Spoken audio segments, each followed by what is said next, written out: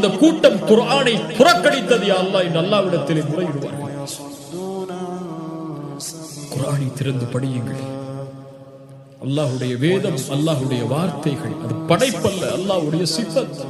அல்லாஹ் கொடுத்த பெரிய நியமத்தில் ஒன்று அல்லாஹ்வுடைய சிஃபத்தை என்னுடைய நாவுகள் உச்சரிப்பதற்கு அல்லாஹ் கொடுத்த வாய்ப்பு. குர்ஆனை மனனம் செய்தவர்கள் நற்செய்தி பெறுவார்கள். குர்ஆனை ஓதுபவர்கள் நற்செய்தி பெறுவார்கள். அர்த்தம் தெரிந்தோ தெரியாமலோ ஓதுபவர்களுக்கு அல்லாஹ் சொர்க்கத்தில் உயர்ந்த அந்தஸ்துகளை தருவார். குர்ஆனை ஒருபோதும் புறக்கணித்து விடாதீர்கள். குர்ஆன் இல்லாத மரணம் ஏற்பட்டு விட்டால் அது தீய மரணம். குர்ஆன் இல்லாத நன்மைகள் நாளை மறுமையில் தராசில் எதுவும் இருக்காது.